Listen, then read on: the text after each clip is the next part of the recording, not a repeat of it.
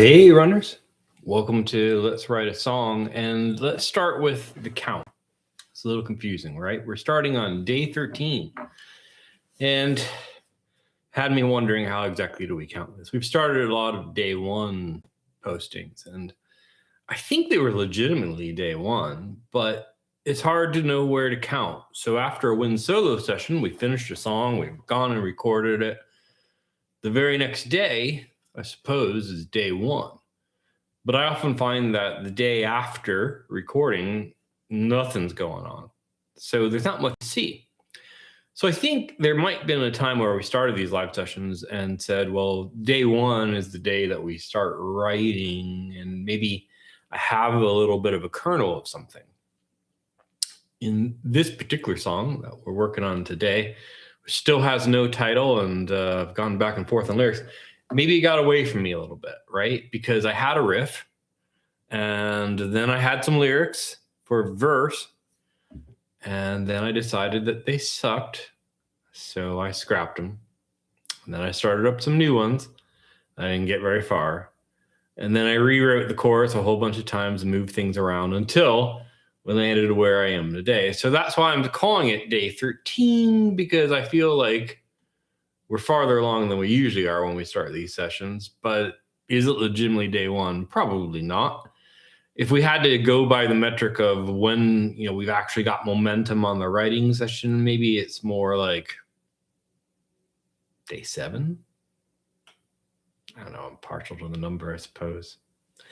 Anyway, let's talk about that riff. So started with this idea. It's just a B and then what's called a B705, which, hey, you got me. All I know is I'm putting my pinky here on the 5th fret. So it goes, there's my B, and then there's my 7th, or my no 5.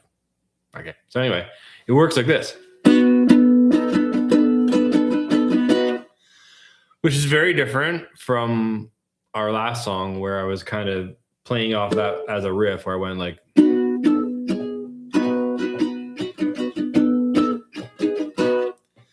but I'll surprise you, I'm doing the same thing here. Just a little bit different with a different rhythm. And honestly, that's a different chord to begin with. That whole walking down thing isn't unique to a particular song. It's a thing that people do, and I do too. And here we are doing it off of a B. So that walking thing, how does it work? Well, it kind of sounds pretty bluesy. So we kind of go. Right.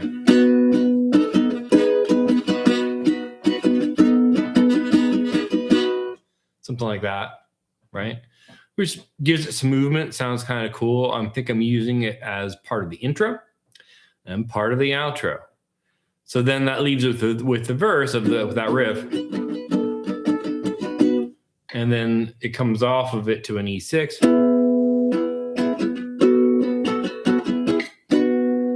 Now here's a bit for you.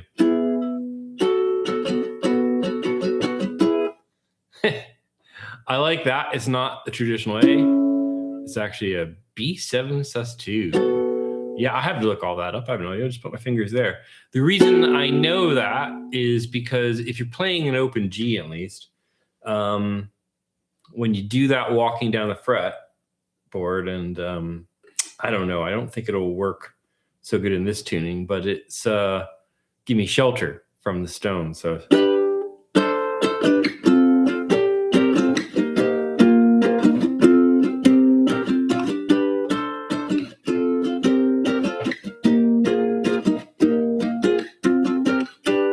right? Sounds better in open G, but you get the idea. So I just like that chord because it sounds kind of cool. So I'm putting it on the end of my E6. So you can always hear that little bit of a gimme shelter thing in there, which I'm just using as a chord accent. And then that chorus that I'm keep playing around with, well, it's gone everywhere. Right now I like it kind of short. So it's a E6, B. But I've also been kind of doing a higher A.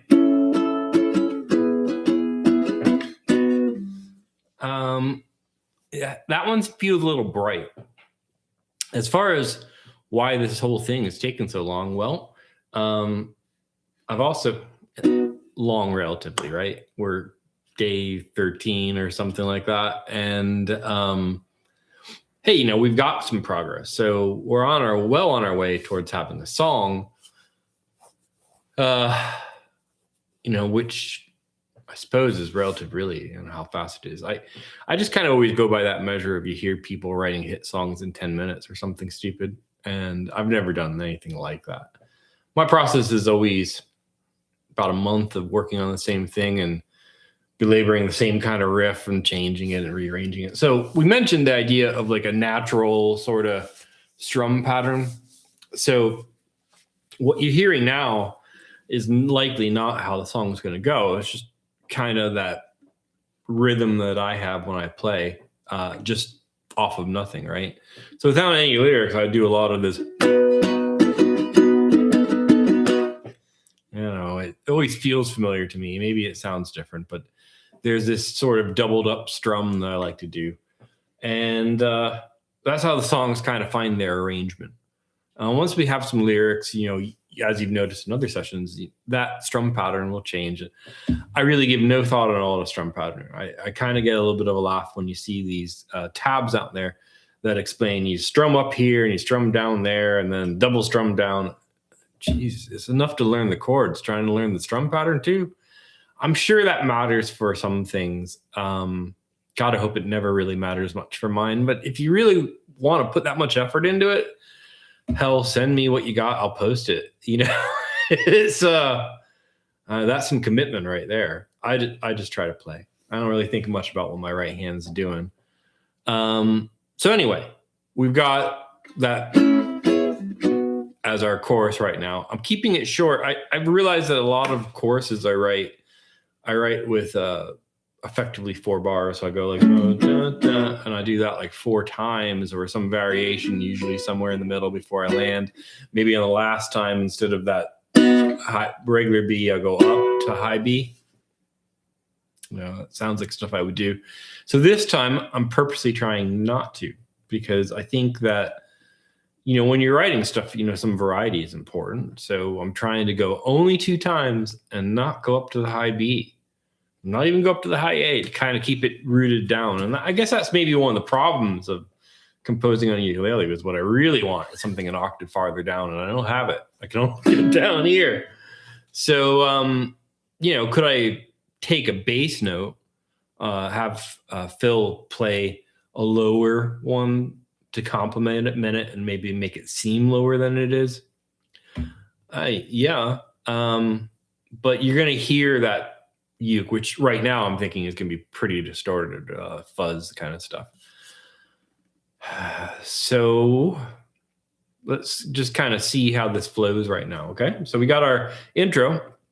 We're going to play that descending thing twice, and then we're going to do it 4 times on the outro. So it goes, we have no lyrics really. I'll talk about lyrics in a little bit. So it's, I know.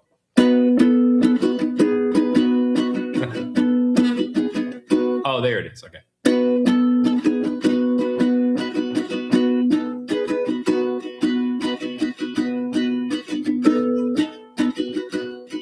No, screw that up.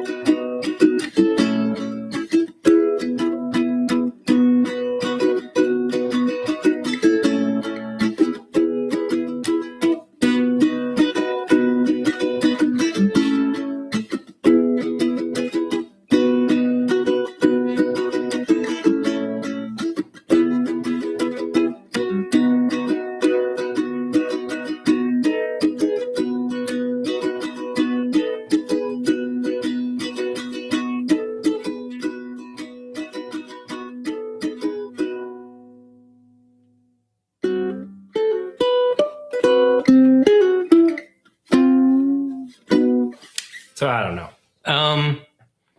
Yeah, I messed up a bunch. Let's just forget about that.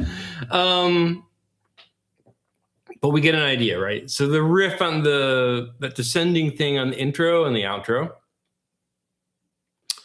I kind of got to work it out so that I'm playing it consistently and exactly how I like to play it. I think making it short is better than longer, so that will probably stick. The verse is decent. I don't know about the chorus yet. Maybe. What you heard in there was the idea of going from the intro into a verse, into a chorus. Then there's this break, which is to B7. It might actually have like some kind of a rest somewhere around it where like you just get like a short drum fill or something. Kind of like that idea. Break up the song. And then we're back to the verse. The plan was after that break, because we're not doing a bridge this time. Yeah, I've been writing a lot of bridges recently, so we're going to skip past one.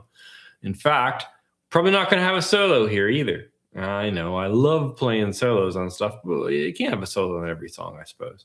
So, I don't know, maybe I'll do some overdubbed riffs here and there on the end of verses, but see what happens. But we're not going to have a bridge. We're not going to have a solo section. So we go from intro to verse to chorus, break, verse, verse, chorus, chorus, outro. Anyway, that's the way it stands today. Don't know if it will stay that way, but let's talk about lyrics real quick before we finish up. So lyrically wise, we started with this idea of it feels like, right? It kind of feels like something touch aggressive maybe. So I had this idea of the pitchforks are coming. Torches are burning. I don't know, something, right? And I hated that. So now I kind of had this, can you feel it? I have no idea. So we're going to work that part out. I don't have much lyrics after that, but I am leaning towards the idea that the song may have a bit of a basis on the idea that the band's gotten back together for this album. I don't know if the song will make the album, but the song might be about the band getting back together for an album. Anyway, that's as far as we are. Check in next time, and maybe we'll have a name for the song. That'd be nice. Okay. Take care.